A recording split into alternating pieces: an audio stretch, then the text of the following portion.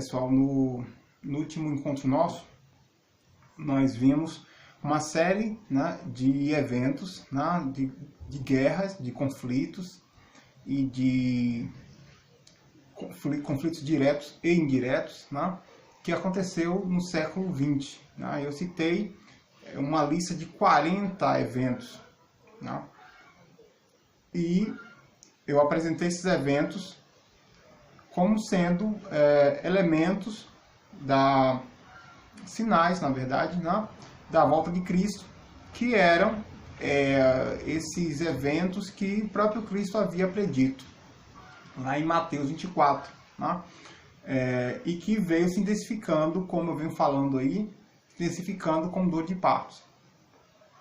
E Jesus, ele havia advertido, né, no mesmo capítulo 24, veja que eu estou citando muito o capítulo 24, porque se trata de uma passagem que o próprio Cristo ele vai falar sobre escatologia. Então, é por isso que eu uso muito Mateus 24. Eu poderia usar também outros evangelhos, mas se analisar o evangelho de Lucas, né, Mateus, Lucas, Marcos, eles vão trazer o mesmo recorte. Então, por algum motivo, eu acho que usar o recorte do livro de Mateus eu acho interessante para mim no momento, né? Mais do que usar os outros livros. Mas é a mesma coisa. Então, lá no versículo 6 e 7 do capítulo 24 de Mateus, o que é que Cristo vai dizer? Ele vai dizer, olha, e ouvireis de guerras e rumores de guerras, né? Olhai, não vos assusteis, porque é mista, né, que tudo isso aconteça, mas ainda não é o fim. Então, veja, que interessante, mas ainda não é o fim, porque se levantará nação contra nação e reino contra reinos, e haverá fome, pestes, né, e terremotos em vários lugares. Isso ele vai falar nesse capítulo, no capítulo 24, versículo 6 e versículo 7. Né?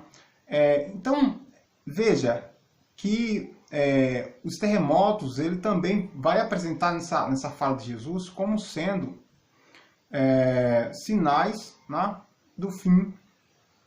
Então, é bem verdade, né, que esses terremotos eles já aconteciam nos tempos, né, da estadia de Jesus aqui na Terra.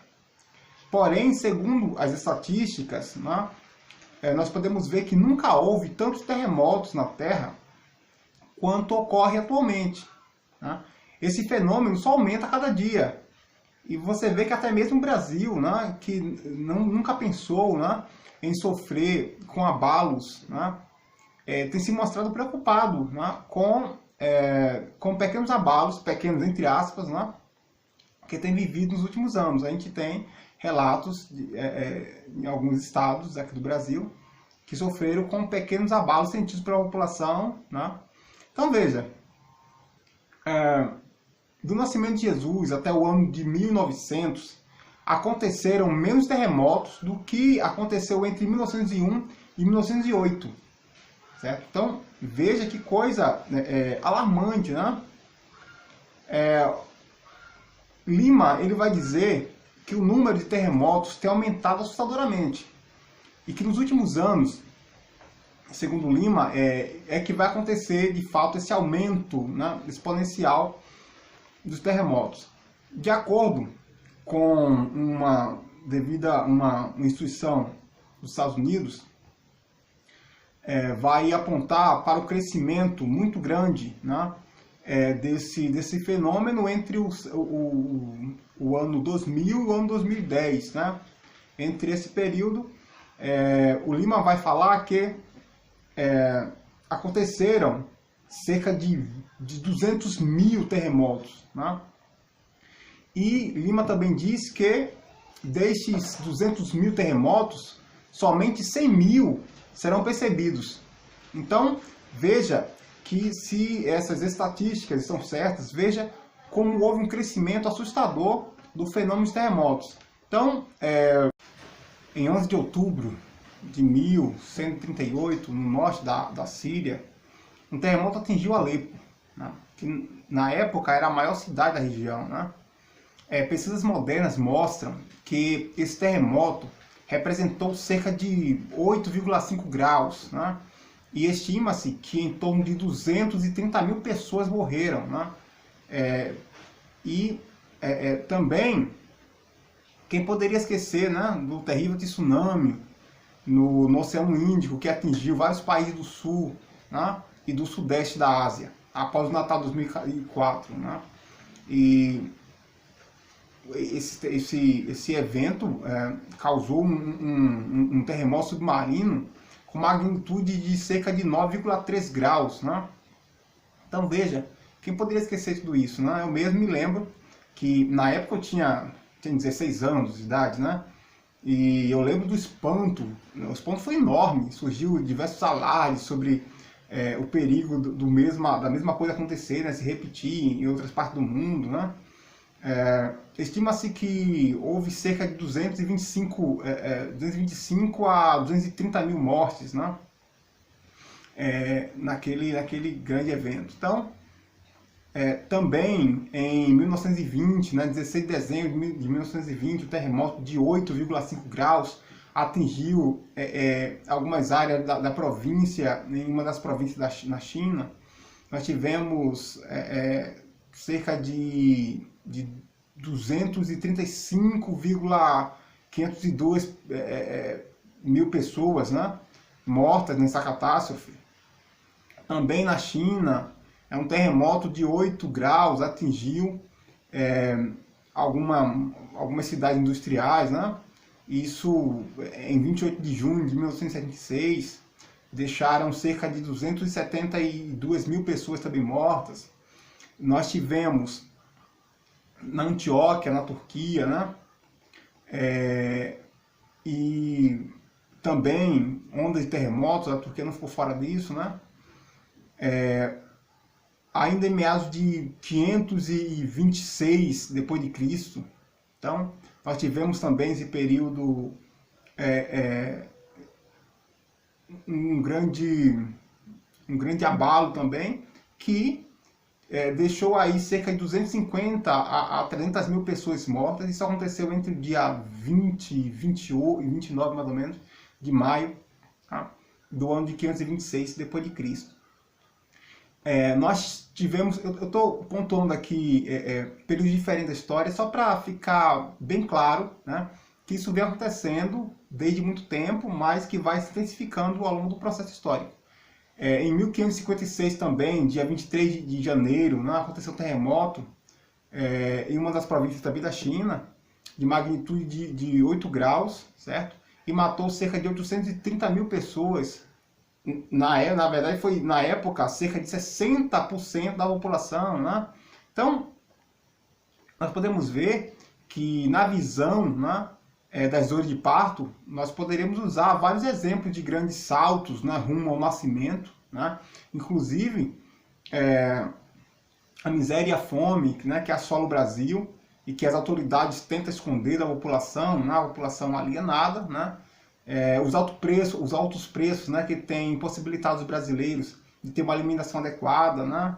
Estatísticas eles estão mostrando isso, né, que no ano de 2015 os brasileiros tiveram de reduzir o consumo de alimentos por força da crise econômica, né, do país. Então, são questões que que está ligado à questão das dores de parto. Aí alguém pode dizer, mas tudo está ligado à questão escatológica? Sim, o mundo está caminhando para isso. Então tudo que vem acontecendo são elementos, né, são peças do quebra-cabeça que vai montando esse projeto.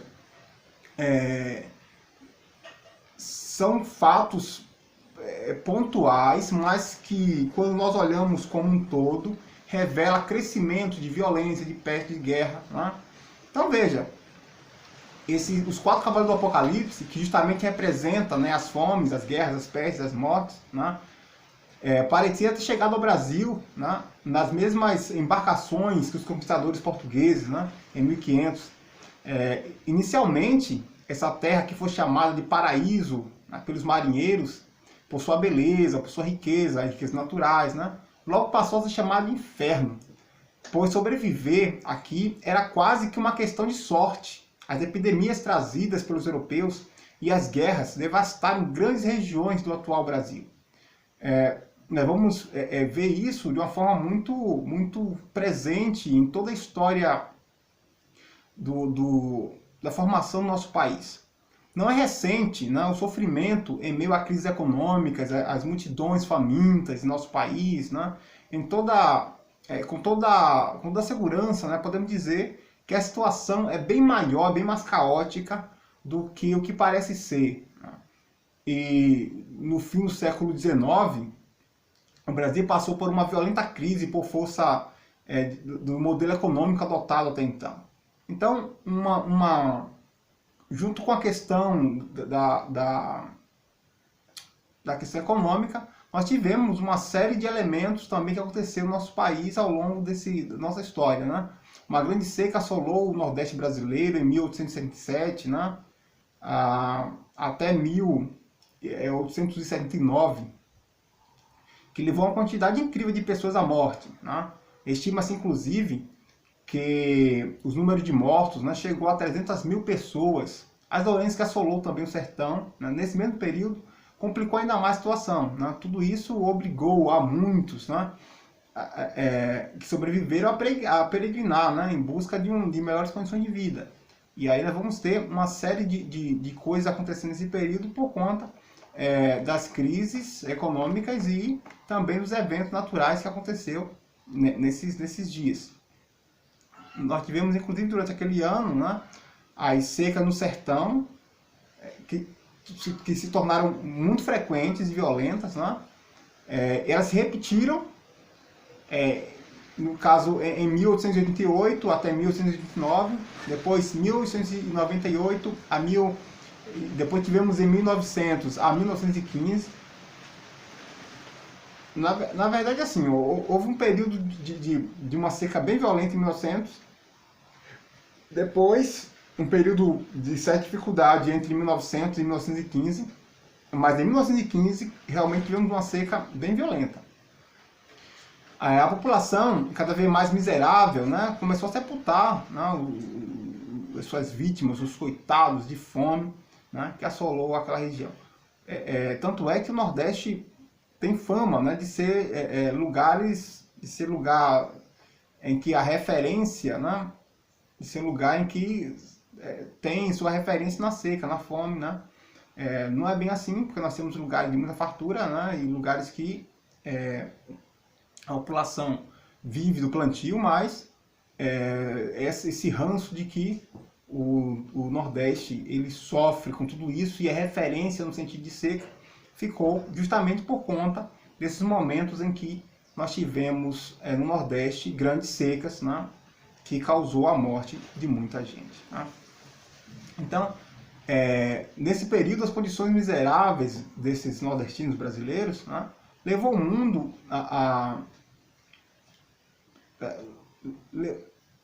levou as pessoas, né, a não ter uma outra possibilidade a não ser o crime. Né?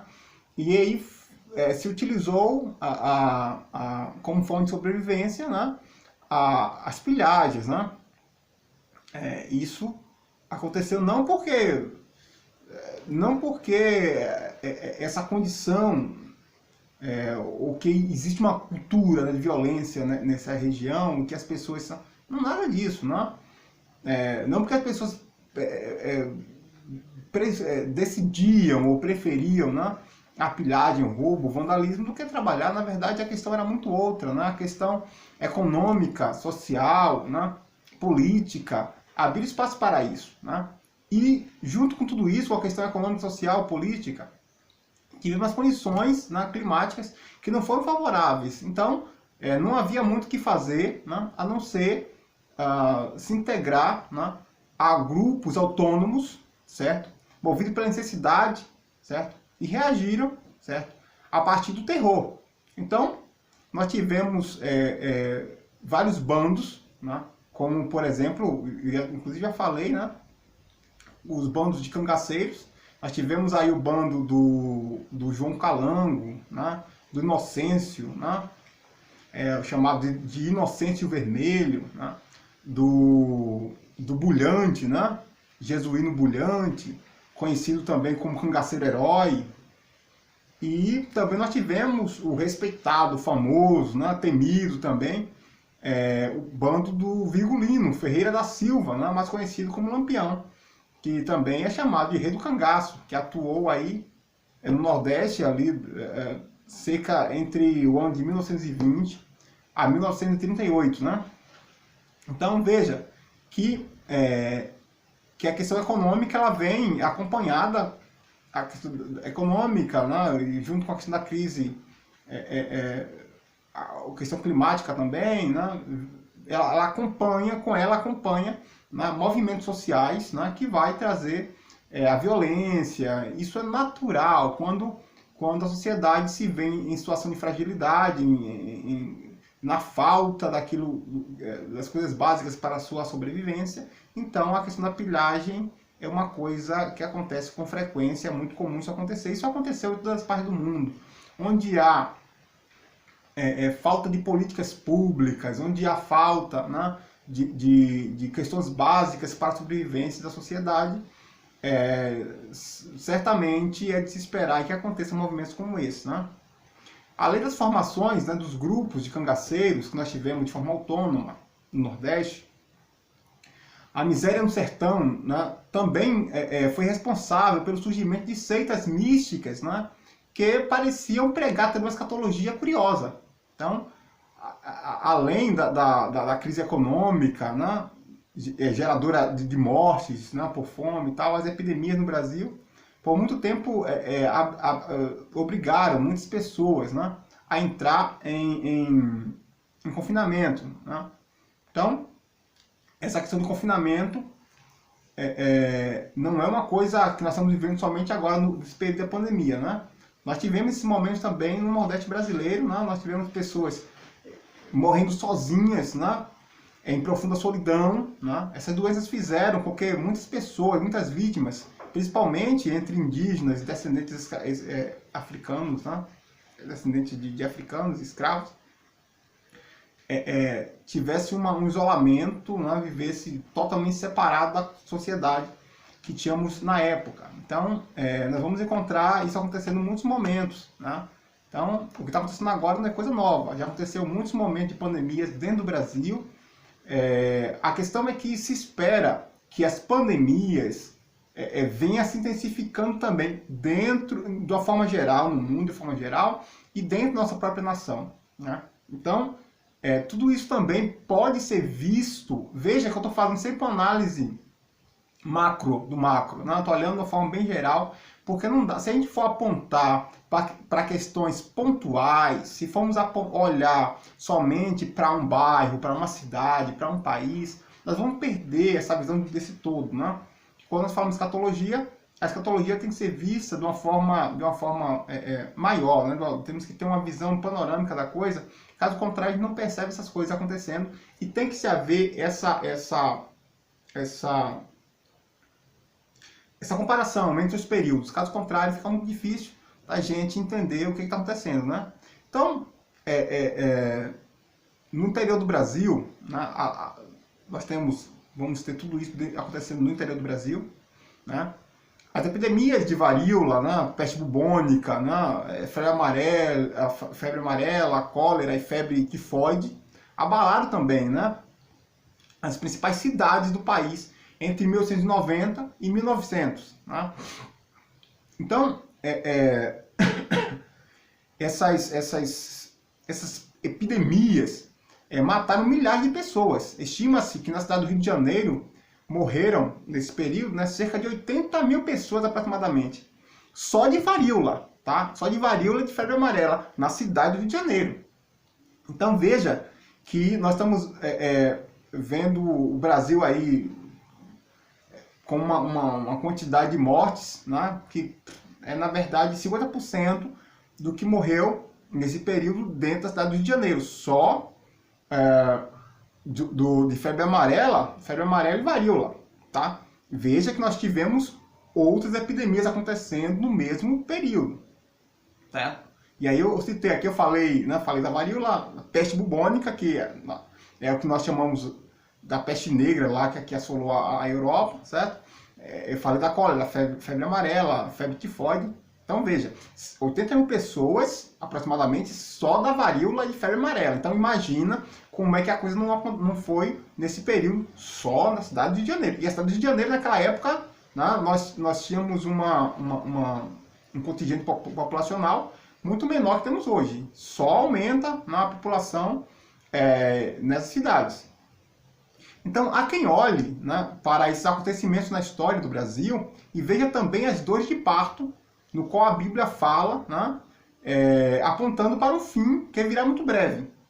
Então, realmente, se olharmos de uma forma no macro, né, nós vamos chegar à interpretação como essa. E, quer queira, quer não, nós vamos encontrar esse aumento, né? Aumento de seca, quer seja por questão do desmatamento, né? Existe uma série de elementos que pode explicar ou não alguns fenômenos, mas que se liga de alguma forma à questão escatológica, né? A perseguição e o martírio, né, dos santos que aconteceram após a morte de Jesus, para alguns, é mais um acontecimento, né, que antecede a volta de Cristo, né? E do fim, né, segundo o livro de Mateus. Veja que, atualmente, algumas organizações missionárias, né, segundo essas organizações missionárias, muitos cristãos ainda morrem, né, por causa do evangelho em todo o mundo. Então, veja que não só o martírio dos próprios apóstolos de Jesus, mas isso vem acontecendo ao longo do processo. Nós vimos que depois da morte de Cristo, muitos cristãos, houve uma perseguição sistemática, né, aos cristãos, muita morte, né, um sofrimento. Mas isso não acabou, né? Isso tem acontecido. E outra coisa, se tem criado ideologias que têm, digamos assim, demonizado, né, posto na ilegalidade os ideais cristãos, certo? E comparado cristãos até mesmo comparado com grupos terroristas, né? Com uma ideologia terrorista. Então, é perigoso hoje, e acredita-se, eu sou uma das pessoas que acredita nisso, inclusive, que o evangelho será colocado na ilegalidade, certo? Não sei dizer quando isso vai acontecer, tá? Mas se nós continuarmos caminhando na direção que estamos caminhando, com certeza iremos chegar na ilegalidade. Quando isso acontecer, nós teremos que escolher, definir de que lado nós estamos, né? Isso não será fácil, porque nós igreja, nós cristãos, nós estamos muito abertos, né, a coisas novas e nos integramos cada vez mais às leis, né, às instituições, né? Nós adaptamos nossas doutrinas, né, com as nossas autoridades. Nós temos muita facilidade de abrir mão de alguns elementos, né, barganhar com outros elementos legais. Isso é importante até um certo ponto, mas perigoso, por outro lado, porque acaba nos enfiando, né, em um buraco tão profundo, e quando nós precisarmos retornar, né, e decidir que lá nós estaremos, vai ficar muito mais difícil nos aproximar do cristianismo original, né? Então, essa é a minha visão. Eu acredito mesmo que nós chegaremos a um momento em que o evangelho cairá na ilegalidade. Nós precisaremos, então, escolher de que lado nós estamos. Não vai ser fácil, né? E tudo isso acontecerá se nós continuarmos, né, seguindo este caminho. Se não, pode ser, não dá para saber, a gente analisa aquilo que já aconteceu, o que está acontecendo nesse momento. Então a gente analisa os germes, né, faz uma comparação, faz uma leitura do momento político, econômico, social e histórico e cria um painel que vai nos mostrar, né, se tudo continuar como está, né, o que pode acontecer no futuro. Isso tudo pode permanecer, pode de fato acontecer dessa forma ou não. Pode acontecer um racha aí, pode acontecer um grande movimento e que as coisas caminhem para outros acontecimentos que podem ser melhor do que está acontecendo agora ou pode ser pior, né? eu sou otimista até um certo ponto, mas também não sou tolo, né? Eu não sou tolo. Quando eu preciso ser pessimista, também sou, né? Tem muita coisa que pode melhorar, outras coisas não estão apontando para uma melhora. Então, é sempre importante nós nos prepararmos para o pior, né? Porque se estivermos preparados para qualquer contingência, certamente não será tanta surpresa quando as coisas nos sobrevirem. Eu sou dessa visão. Vários personagens, né, têm se apresentado como o próprio Cristo. Né? Esse acontecimento também foi previsto por Jesus como sinal, certo? E aí, no versículo 6, ou melhor, no versículo 5 do capítulo que nós estamos falando agora, que é o capítulo 24 de Mateus, aí Jesus Cristo fala o seguinte: porque muitos virão em meu nome, dizendo, eu sou o Cristo, e enganarão a muitos. Isso aí, nós vimos isso acontecer em muitos momentos, certo? Nós tivemos muitos momentos em que tivemos aparições de pessoas, né, se dizendo ser o próprio Cristo. Então, Jesus falou sobre isso. Tanto é que eu vou ver se haverá a possibilidade de nós falarmos um pouco mais sobre isso, nos aprofundar um pouco mais nisso, trazer os personagens da atualidade que se apresentaram como Cristo. Né? Nós tivemos há pouco tempo aí um camarada chamado, que foi por muitos chamado de Jesus Cristo feito homem, que se dizia ser o próprio Cristo. Né? Tivemos uma série de outras pessoas, né, que se apresentou como Cristo, uma série. Né? Então, se houver possibilidade, faremos isso. Além desse fenômeno, nós tivemos também os falsos profetas, que têm surgido, né, de forma assustadora, pregando novos modelos de evangelho. Né? Em Marcos 13, 22, também vai falar sobre isso. Como Jesus previu em Mateus 24, 12, né? O amor também tem se esfriado de forma considerável. Certo? Todas essas coisas apontam de fato para o fim. Né? Atualmente, muitos os que acreditam, né? Muitos dos que se diziam acreditar, né, na volta de Cristo, no Evangelho, não estão mais acreditando, né? Estão perdendo essa fé. Né? Então, e muitos têm escarnecido, né, das próprias profecias. Né? Isso pode ser apontado também como sinal do fim. Lá em 2 Pedro 3, 3 a 4, o que é que vai dizer lá? Diz o seguinte: sabendo primeiro isso, que nos últimos dias virão escarnecedores, né, andando segundo as suas próprias concupiscências, né, dizendo, onde está a promessa de sua vinda? Né?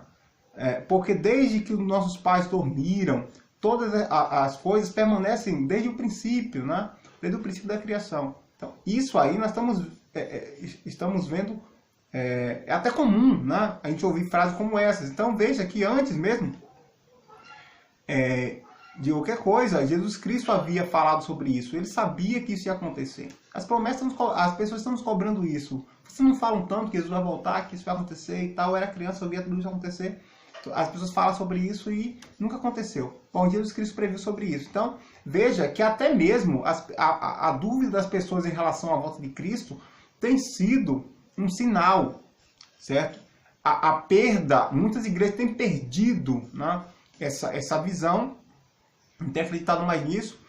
Essa perda da fé também é sinal. Então veja, quando eu vejo as pessoas falarem que não existe céu, não existe inferno, Jesus Cristo não vai voltar mais, não vai buscar a sua igreja, Jesus Cristo já veio e tal. Quando eu vejo tudo isso acontecer, não, tudo isso que Jesus falou era simbólico, quando as pessoas começam a falar sobre isso, então eu consigo ver em tudo isso o sinal também da volta do próprio Cristo. Né? E eu me alegro com isso, não por essas pessoas terem apostatado e perdido a fé, mas porque nenhuma palavra do Messias, de fato, ela tem se passado, ela tem deixado de se cumprir, como ele mesmo disse, que tudo aconteceria, nenhuma palavra passaria o céu e a terra, mas suas palavras não haveria de passar. E estamos vendo isso acontecer. Eu, particularmente, tenho visto muitas pessoas, certo? Pessoas próximas, muito próximas a mim, certo? Que têm comungado dessa filosofia, dessa ideia de que Jesus Cristo, quando falou sobre isso, falou de uma forma simbólica, né? Ou que tudo isso já aconteceu e ele não crê mais em tudo isso, na volta de Cristo, né? Não acredita mais no céu, no inferno, nada disso. Então, tudo isso são sinais de que de fato as coisas estão acontecendo. Então, como resposta a tudo isso, né? A Bíblia fala, inclusive, lá em 2 Pedro 3,8, diz o seguinte, mas amados, não ignoreis uma coisa, que um dia para o Senhor é como 1000 anos, né? E 1000 anos como um dia. Então veja que ele está dizendo, olha, independente do tempo que isso aconteça, se você achar que está demorando, se você achar, né, que tem se passado muito tempo e nada aconteceu, tá? Continue na fé, porque para Deus 1000 anos é como um dia como 1000 anos. Então devemos considerar tudo isso, né? E não perder a nossa fé por conta de filosofias vãs e furadas, né? Então, enquanto muitos têm perdido a crença na escatologia, os sinais, né? Os sinais se cumprem, certo? E esses sinais, que muitas vezes estão encobertos, né? As pessoas não conseguem ver, mas eles estão sim acontecendo, né? Estão sim acontecendo, basta fazer uma análise, né, histórica e compará-los, né? Em 25 de novembro de 1839, a aldeia de Coringa, né, na Índia, foi atingida por um ciclone, né, que provocou uma onda de pelo menos 40 metros, né, e destruiu tudo o que havia pela frente. Então, estima-se que nesse evento, cerca de 300 mil pessoas morreram. Então, não só lá, né, o Bola, né, foi considerado também como sendo o pior ciclone já registrado na história, atingiu o Bangladesh, certo? E oeste de Bengala, na Índia. Isso aconteceu em 12 de novembro de 1970. Tá? Cerca de 500 mil pessoas também morreram. Então, ainda na China, em setembro de 1887, o Rio Amarelo invadiu, né, e devastou 11 grandes cidades do país.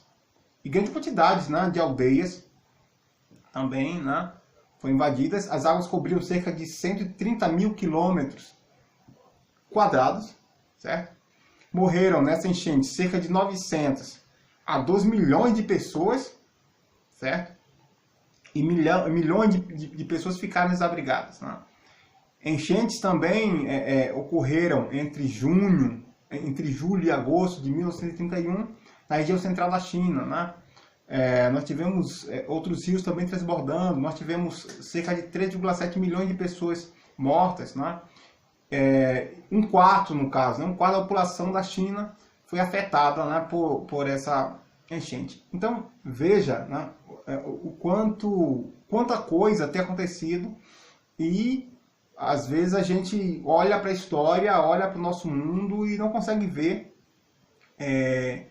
os grandes eventos que Jesus Cristo havia predito. Nós sempre achamos que as guerras, as epidemias, né, esses grandes problemas no mundo, isso vai acontecer de uma forma geral, de uma forma generalizada em todo mundo, certo? Todo mundo vai ver acontecer ao mesmo tempo, e não é. Ele diz que haverá pestes, guerras, rumores de guerra e tal, em vários lugares. Então, em vários lugares estão acontecendo eventos diferentes e se intensificando ao longo do processo histórico. Então, para se perceber isso, é por isso que muita gente está dormindo, porque não consegue olha para tudo isso e acha que vai acontecer, então noite por dia vai vir uma grande destruição sobre o mundo inteiro. Não é bem assim. Tudo isso está dentro da história, acontecendo de forma paulatina. Nós devemos estudar, observar, né? Ter esse cuidado para que a gente não passe desapercebido por esse evento, né, que está acontecendo ao longo do processo histórico, né, e se intensificando. Né? Hoje nós temos aí muitos especialistas falando já prevendo possíveis conflitos e pandemias, né, após esse coronavírus. Então, não são religiosos apenas que estão dizendo da intensificação de combates, né, intensificação de epidemias, né, intensificação de uma série de catástrofes naturais por conta, né, de aquecimento global, desmatamento e tal. Então, a ciência está falando isso. Tá? Devemos nos ater para esse tipo de coisa. E até o relógio do fim do mundo, criado por cientistas, vem apontando, né, perigos eminentes. Então, também falaremos, se houver oportunidade, sobre o relógio do fim do mundo. Né? Então, devemos ficar atentos a esses sinais.